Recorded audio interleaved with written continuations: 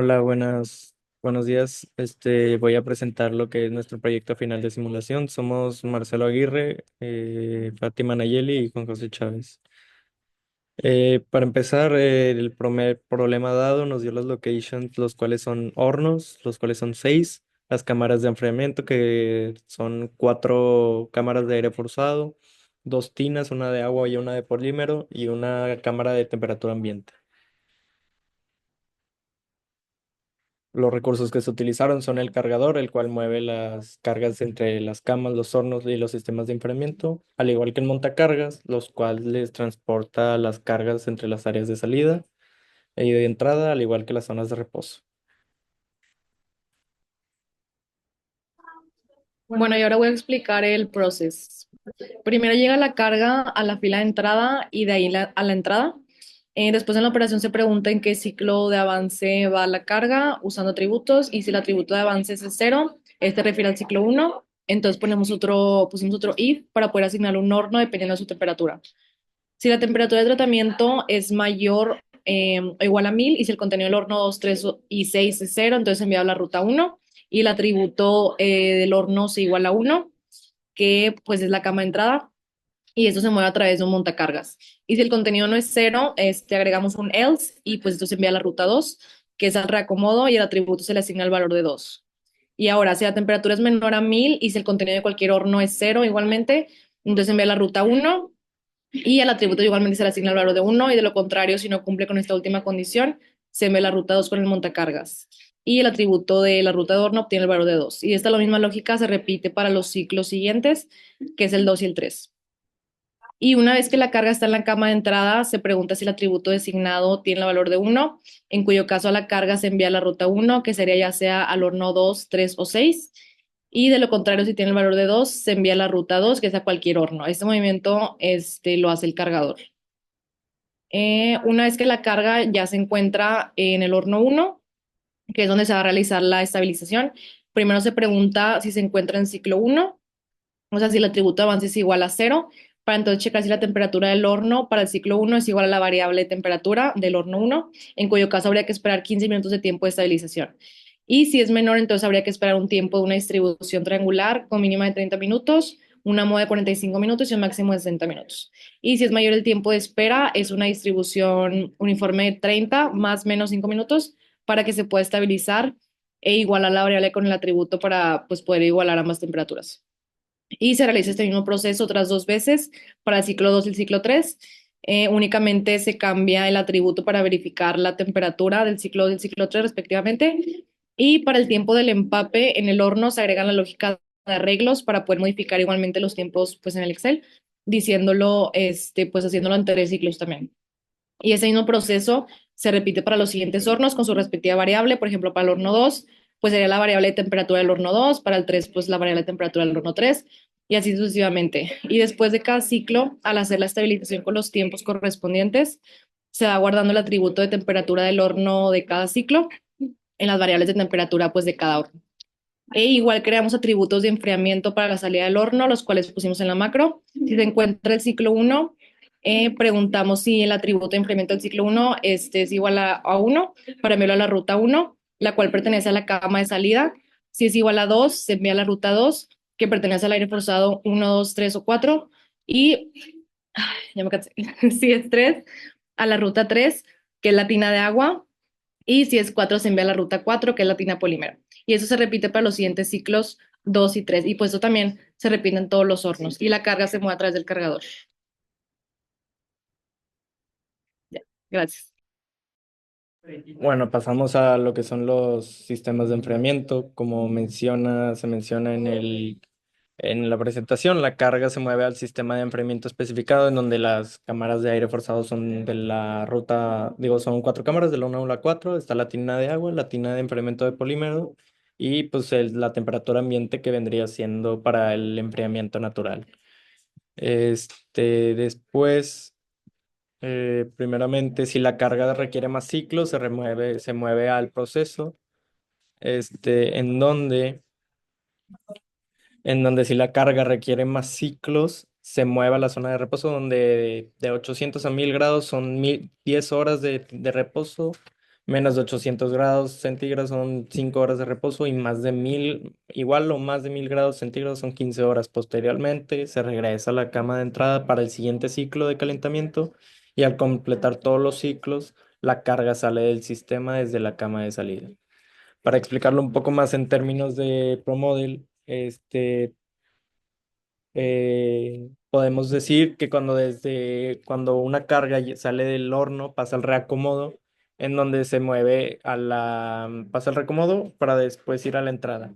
Pero primeramente ocupamos ir a la cama de salida, en donde primeramente vamos a ver el enrutamiento de temperatura ambiente en reposo. Desde la cama de salida se va a ir a la temperatura ambiente o el reposo. Aquí el ProModel, a través de la programación que se le aplicó, va a preguntar primeramente si es en qué ciclo va la carga, y aquí ya va a definir dependiendo de qué ciclo y a qué atributo de enfriado está el ciclo, es dependiendo si se va a ir a la temperatura ambiente o al reposo.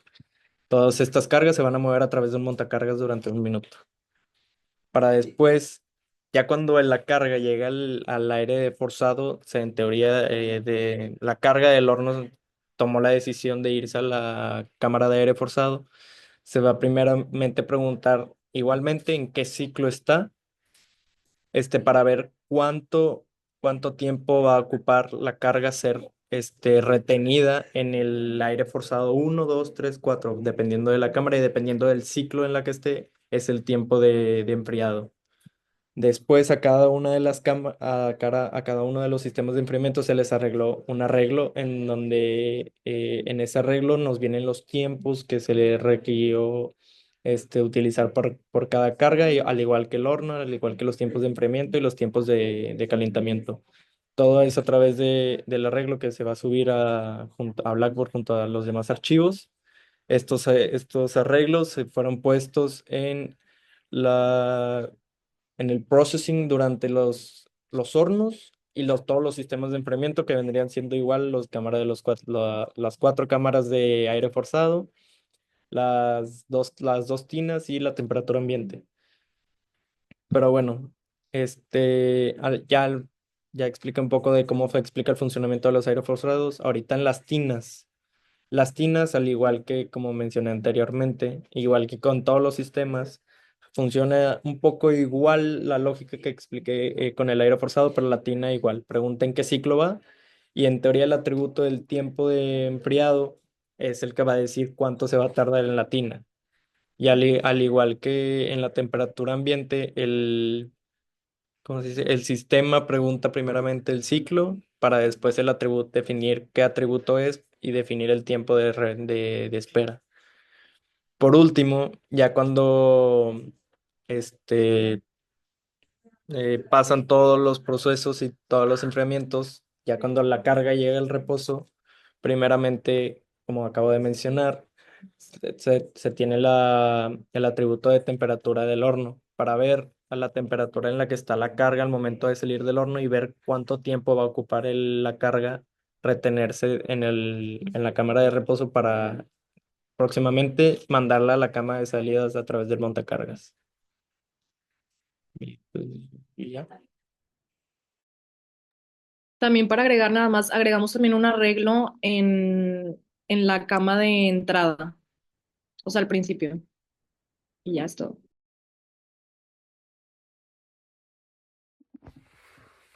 Bueno, para nuestra lógica de asignación, primero lo que hicimos fue, para los hornos, las cargas se asignaron al primer horno disponible que pudiera cumplir con la temperatura requerida.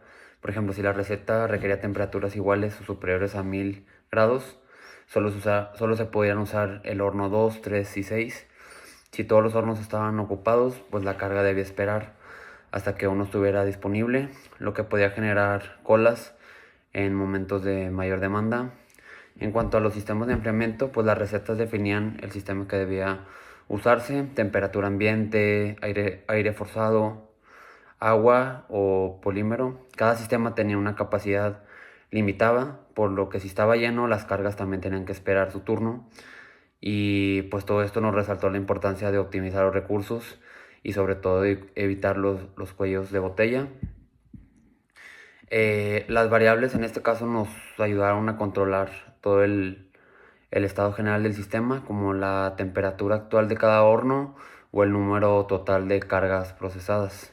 Estas variables se actualizaban en tiempo real a medida que avanzaba la simulación. Luego de cada carga tenía 14 atributos específicos que definían sus necesidades. Por ejemplo, cada carga sabía cuántos ciclos debía completar, a qué temperatura y el tiempo que requería en cada horno. Aquí nos cuestionamos por qué utilizamos ciertos atributos y utilizamos ciertos atributos para dictaminar los parámetros de tratamiento térmico, parámetros de enfriamiento y lógica de rutas. Considero yo y mi equipo que en un entorno de tratamiento térmico cada atributo aseguró que las cargas cumplieran con las especificaciones técnicas requeridas por las recetas. Cuando corrimos la simulación nos dio un resultado de 234 cargas que salen en un total de 961 horas. En la simulación realizada se puede ver más detallado en el documento. En cuanto a las limitaciones, detectamos que un solo cargador como recurso exclusivo para mover las cargas entre las distintas locations del sistema representaron una limitación importante, porque si el número de cargas aumenta, esto podría generar colas o retrasos importantes dentro de las camas de salida o de entrada. Otro aspecto importante que identificamos fue la capacidad limitada del sistema de enfriamiento por aire forzado, porque actualmente únicamente se encontraban 4 cámaras disponibles, lo que pudiera ser insuficiente si un alto porcentaje de las recetas se asignaban las cargas a este sistema. Otra restricción que creo yo, una de las más importantes, fue que solo los hornos 2, 3 y 6 estaban habilitados para tratamientos a temperaturas de 1000 grados o más, y pues esto limita las recetas que requieren temperaturas exclusivamente a esos 3 hornos. Y pues para concluir, como equipo, creo que si hacemos proyecciones a futuro, vemos que estas limitaciones pueden afectar mucho la capacidad del sistema, y como soluciones como equipo proponemos mejorar mejorar la lógica de asignación y rutas, implementar estrategias de balanceo de cargas y agrupación de recetas, y la que consideramos más importante obviamente es incrementar el número de recursos, cargador, montacargas, hornos o hasta una cámara de enfriamiento.